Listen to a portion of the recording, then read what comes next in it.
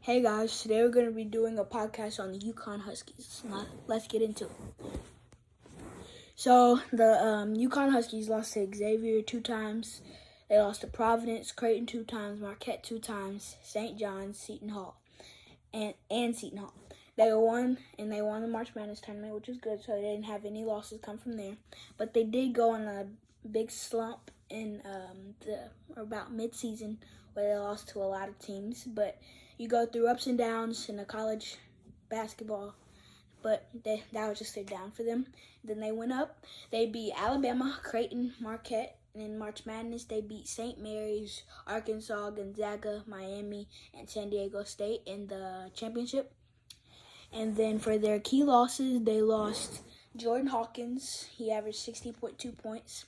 He got drafted to the Pelicans at 14, which is a good pickup for them. Then they lost Andre Jackson. He averaged 6.7 points, but that's not all he did. He was a great passer, and he was a great defensive player. They lost Adama Sanogo. He averaged 17.2 points, and he went to the Bulls. He signed on a two-way deal. I'm surprised he didn't get drafted, but sometimes that's just how it goes with centers from college because they can't really adjust to the NBA game most times. Excuse me, I'm sorry. And then they lost Joey Calcaterra from graduation. He averaged 5.8 points, and he was a great shooter for them. And then they got Naheem Allen. Well, they lost Naheem Allen to St. John's, and he averaged 5.2 points a game.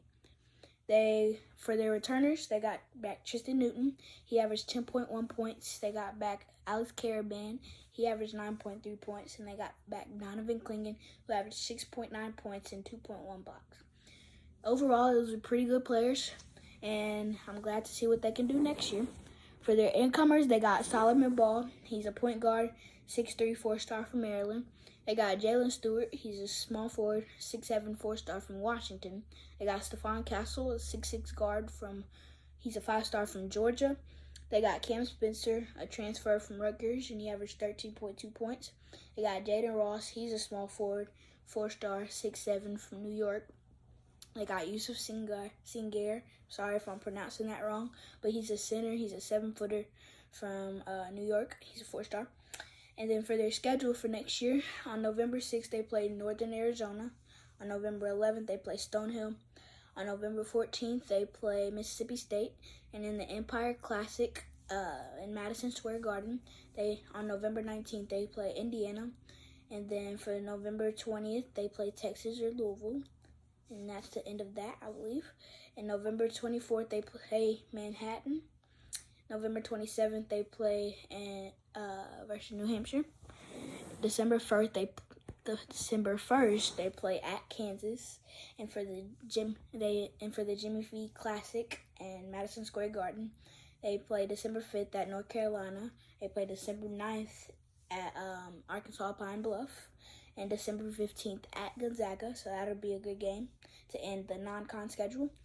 And for the stats last year, they were 30th in scoring, 14th in rebounding, 5th in assists, and 33rd in opponent scoring.